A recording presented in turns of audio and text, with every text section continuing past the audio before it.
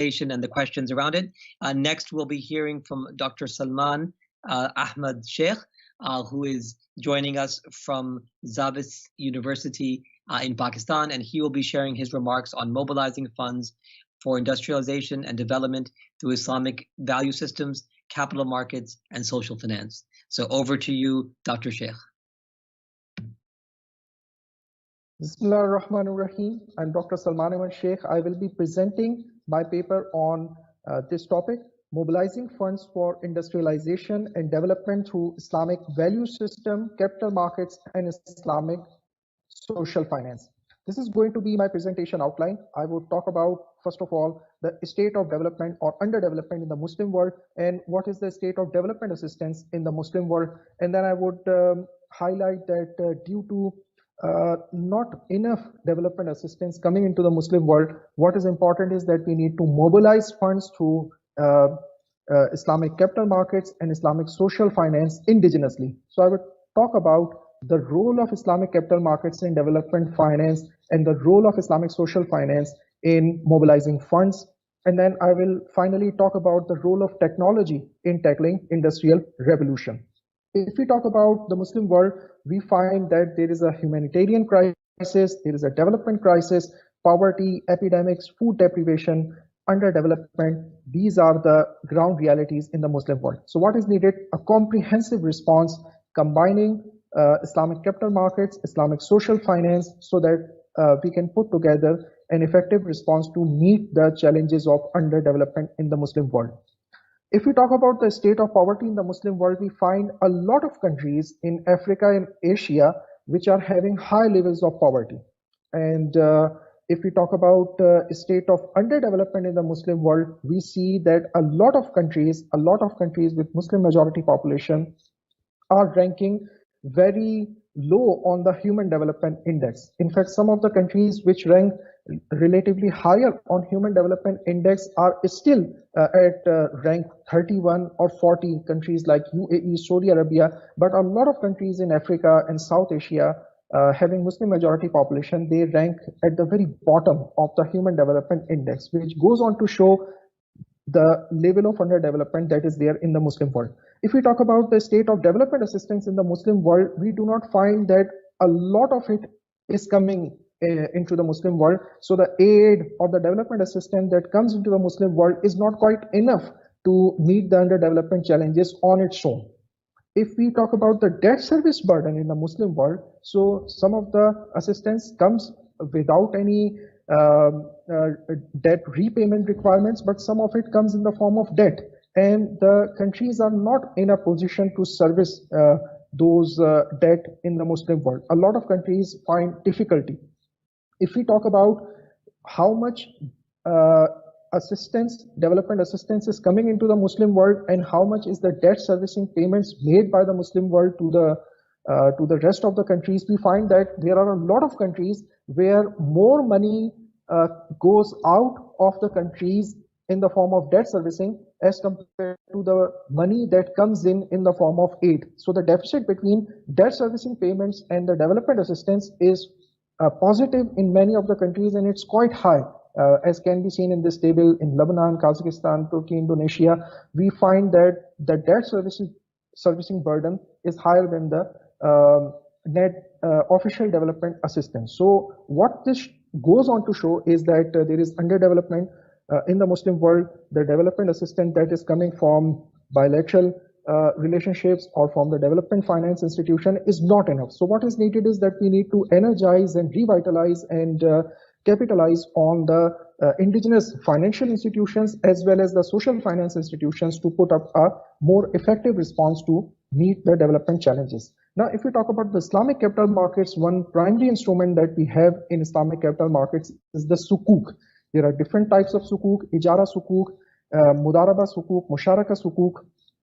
Some come in the nature of debt finance, and some come in the nature of equity finance. So when we talk about countries which have the capacity to service debt, they can go for ijara sukuk. So for instance, if the government has a piece of land and it wants to develop industrial zones on that piece of land, so what it can do is it can sell such asset to an SPV and then lease it back from the SPV, and then use this structure to basically get the funding to develop the industrial estates, industrial zones where more industries can be set up. So this kind of infrastructure development can be funded through Ijara Sukuk.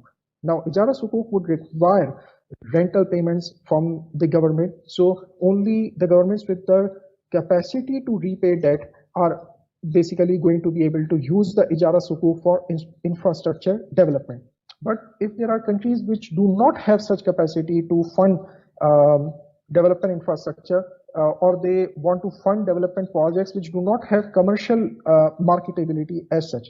For instance, funding education, funding health care, funding vaccinations, funding such activities, they do not have a commercial sense or commercial really feasibility. So what governments can do, they can go for equity-based sukuk like Mudaraba sukuk and Musharaka sukuk.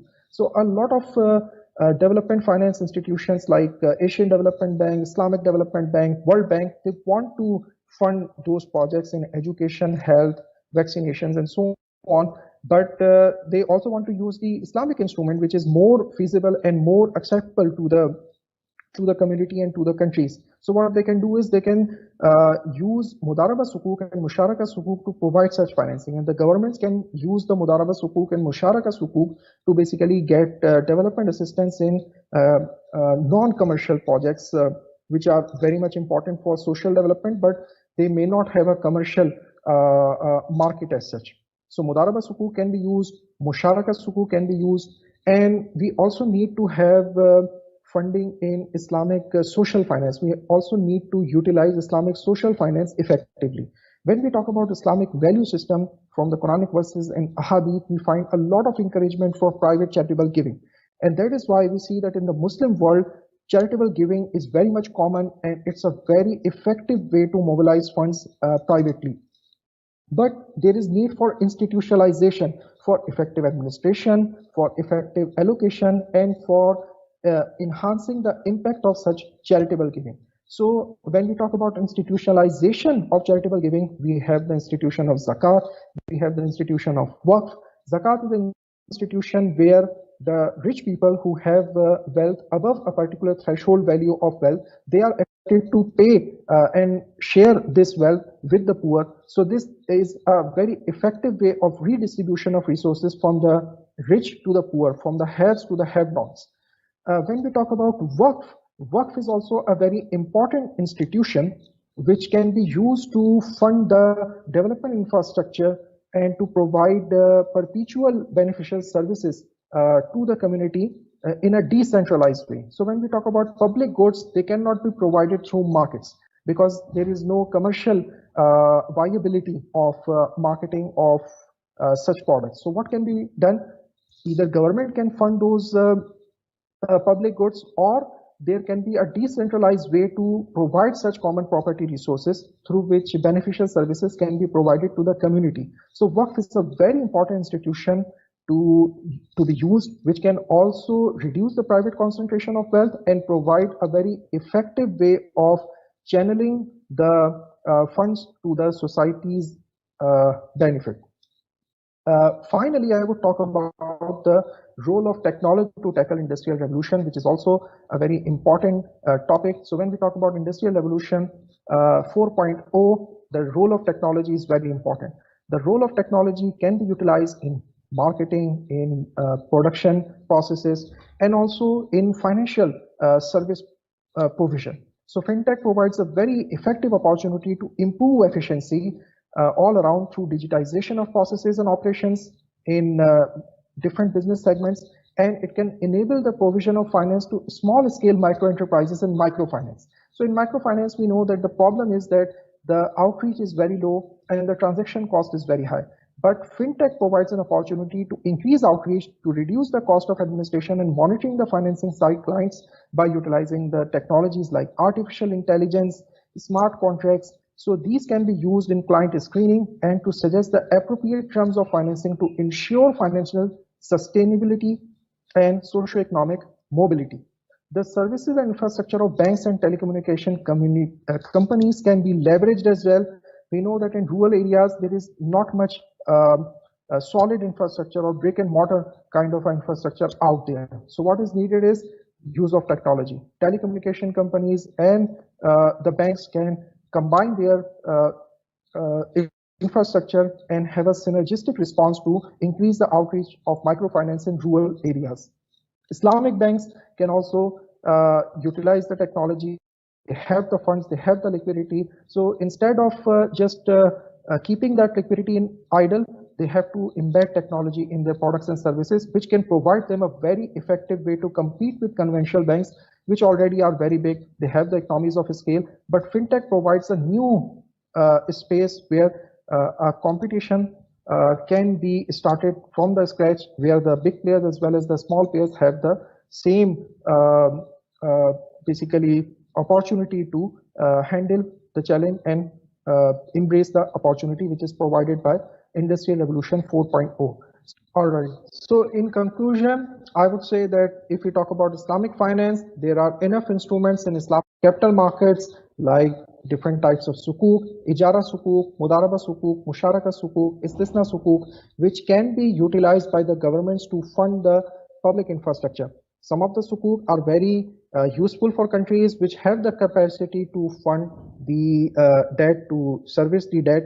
But there are also instruments like mudaraba sukuk and musharaka sukuk which can be utilized in funding social projects where commercial viability is not as much as compared to some of the other projects. If we talk about Islamic social finance, we have institutions like zakat and waqf, which can be effectively utilized to mobilize charitable giving and institutionalize those charitable giving for impactful allocation, as well as to enhance the socio-economic outcomes from these mobilization of charitable giving through zakat and waqf. Waqf especially is a very important resource, very important instrument which can be utilized to fund the provision of public goods in a decentralized way, and it is also a very effective way to reduce the private concentration of wealth. Finally, in providing response to these instruments and to tackle the industrial revolution, it is also very important to embrace the technology both in the financial system as well as in all other systems, so that efficiency can be improved, and then this can enable the Muslim world to overcome their underdevelopment challenges through embedding and embracing technology through Islamic commercial finance as well as social finance instruments. So I will conclude my presentation here, and if there will be any question and answers, I will be available in the Q&A session.